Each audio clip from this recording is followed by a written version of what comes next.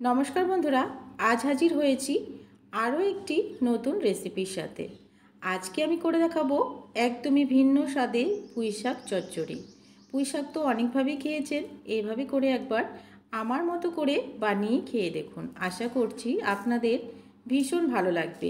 একদমই নতুনভাবে আজকের এই পুঁইশাক চচ্চড়ি রেসিপিটি আমি শেয়ার করলাম। তাহলে চলুন বন্ধুরা দেখে নিই।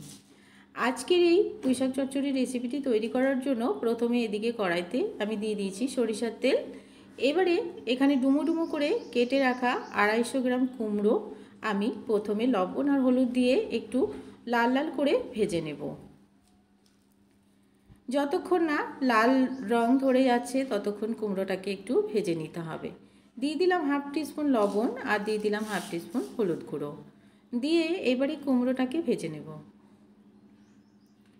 কুমড়োটাকে লাল রং ধরে আসা পর্যন্ত একটু ভেজে নিলাম। এবারে কুমড়োটাকে নামিয়ে নিচ্ছি। ওই তেলে আবারও লম্বা করে কেটে রাখা আলু ভেজে নেব। এখানে আমি দুটো বড় সাইজের আলুকে লম্বা লম্বা করে কেটে নিয়েছি। আলুগুলোকেও সেমভাবে ভেজে নিতে হবে। আলুটা ভাজতে দিয়ে এদিকে আমি নিয়ে নিয়েছি ডাল। এখানে আমি মুসুর ডাল নিয়েছি, তো আমি হাতে মেপে দেখিয়ে দিচ্ছি। 1 মুঠ নিলাম, আরও হাফ আমি মুসুর ডাল নিলাম। আবার মুগ ডালটাকেও সেমভাবে মাপবো। 1 মুঠ নিলাম প্রথমে, তারপরে আরও হাফ নিয়ে নিলাম। আর এদিকে আগে থেকে আমি 1 কাপ ছোলার ডালকে ভিজিয়ে রেখেছিলাম। 1-2 ঘন্টা ভিজিয়ে রাখতে হবে। ছোলার ডালটা খুব ভালোভাবে ভিজে ফুলে গেছে। এবারে সমস্ত ডালগুলোকে মিশিয়ে খুব ভালো করে ধুয়ে পরিষ্কার করে নিচ্ছি। এদিকে আলু ভাজাটা একদমই পুরোপুরিভাবে লাল লাল হয়ে গেছে। এবারে আমি আলু ভাজাটাকেও নামিয়ে নিচ্ছি। আলু ভাজাটাকে নামিয়ে নিয়ে ওই তেলেই আবার রান্নাটা করব। এবারে তেলটাতে দিয়ে দিচ্ছি কিছু ফোড়নে দিয়ে দিচ্ছি একটা তেজপাতা, একটা শুকনো লঙ্কা আর দিয়ে দিচ্ছি হাফ টিস্পুন গোটা জিরে। এবারে যখন গোটা জিরেটা একটু ভাজা ভাজা হয়ে যাবে তখন দিয়ে দিতে হবে একদমই ছোট করে কেটে রাখা রসুন কুচি আর দিয়ে দিচ্ছি একদমই ছোট করে কেটে রাখা আদা কুচি। এবারে আদা রসুনটাকে একটু ভেজে নিতে হবে লাল লাল করে। আদা রসুনটাকে একটু লাল লাল করে ভেজে নিচ্ছি। আদা রসুনটা লাল লাল করে ভেজে নেওয়ার পরে এবারে দিয়ে দিচ্ছি ছোট করে কেটে রাখা পেঁয়াজ। এখানে আমি একটা পেঁয়াজকে ছোট করে কুচি করে নিয়েছি। এবারে পেঁয়াজটা দিয়ে পেঁয়াজটাকে একটু সফট হওয়া পর্যন্ত ভেজে নিতে হবে। পেঁয়াজটা যখন একটু সফট হয়ে আসবে তখন দিয়ে দেব কাঁচা লঙ্কা।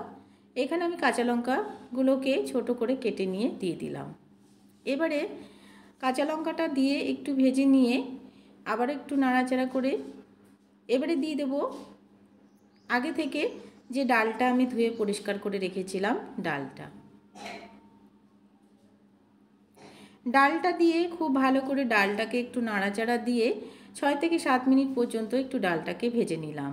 সমস্ত ডালগুলোকে খুব ভালো করে ভেজে নিয়ে এবারে দিয়ে দিচ্ছি গুঁড়ো মশলা। দিয়ে দিচ্ছি 1 টিস্পুন জিরে গুঁড়ো, 1 টিস্পুন ধনে গুঁড়ো, দিয়ে দিচ্ছি হাফ টিস্পুন হলুদ গুঁড়ো আর দিয়ে দিচ্ছি হাফ টিস্পুন লঙ্কার গুঁড়ো। কাশ্মীরি লাল লঙ্কার গুঁড়ো এখানে আমি নিলাম।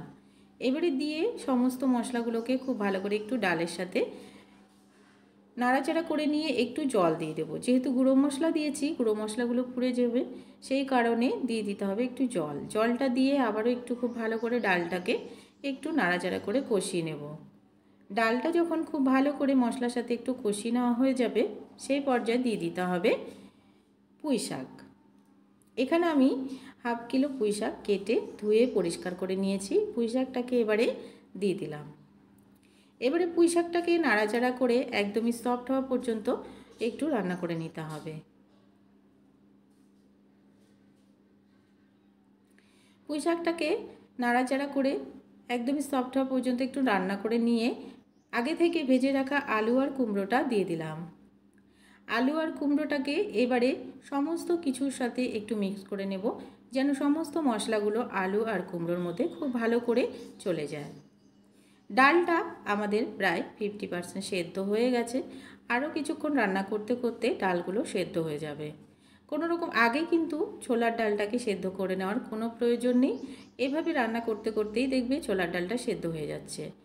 এবারে দিয়ে দিচ্ছি স্বাদ মতো লবণ। স্বাদ মতো লবণটা দিয়ে আবারও একটু নাড়িয়ে চাড়িয়ে কষিয়ে নেব কিছুক্ষণ সময় নিয়ে। কিছুক্ষণ সময় নিয়ে একটু সমস্ত কিছুকে কষিয়ে নিলাম। এবারে দিয়ে দিতে হবে পরিমাণ মতো জল। যেহেতু সব সবজিগুলো একটু সেদ্ধ করতে হবে, সে কারণে জলটা একটু বেশি করেই দেব। যেহেতু আমাদের ডাল দেওয়া রয়েছে, ডালটা অনেক তাড়াতাড়ি সেদ্ধ হয়ে যাবে আর শুকিয়ে যাবে জলটা, সে কারণে জলটা একটু বেশি করেই দিতে হবে। খুব ভালো করে জলটাকে দিয়ে সবজিগুলোকে ফুটিয়ে নিয়েছি। সমস্ত সবজিগুলো খুব ভালোভাবে সেদ্ধ হয়ে গেছে। এতটুকু গ্রেভি আমাদেরকে রাখতে হবে। এবারে দিয়ে দেব 1 টিস্পুন চিনি। রান্নাটা প্রায় আমাদের কমপ্লিট হয়ে গেছে। চিনিটা দিয়ে আরও কিছুক্ষণ 6-7 মিনিট মতো একটু নাড়াচাড়া করে ঢাকা দিয়ে দেব। ঢাকা দিয়ে স্ট্যান্ডিং টাইমে রেখে দেব। আমাদের রান্নার গ্রেভিটা এতটুকুই রাখবো। তাহলে এই রেসিপিটি ভাত, রুটি যে কোনো কিছুর সাথে ভীষণ খেতে ভালো লাগবে। এবারে নাড়াচাড়া দিয়ে ঢাকা দিয়ে গ্যাসের ফ্লেমটাকে আমি বন্ধ করে দিলাম। কিছুক্ষণ পরে ঢাকাটা সরিয়ে দেখে নিচ্ছি। বন্ধুরা, আজকের রেসিপিটা একদমই রেডি হয়ে গেছে। বন্ধুরা, আজকের এই রেসিপি যদি ভালো লাগে অবশ্যই করে একটা লাইক করতে ভুলো না বন্ধুরা। অনুরোধ রইল নতুন বন্ধু হয়ে থাকলে সাবস্ক্রাইব করে দেওয়ার, আর পাশে থাকা বেল আইকনটাকে প্রেস করতে ভুলো না। অল বাটনে অবশ্যই ক্লিক করে দিও এই ধরনের রান্নার নোটিফিকেশানগুলো সবার আগে তোমার কাছে পৌঁছে যাওয়ার জন্য। চলে আসবো অন্য কোনো দিন অন্য একটা রেসিপি নিয়ে। সবাই ভালো থাকবেন, সুস্থ থাকবেন। আজকের মতন এখানে শেষ করছি। আজকের এই রেসিপি একদমই নিউ রেসিপি। যদি ভালো লাগে শেয়ার করতে ভুলবেন না।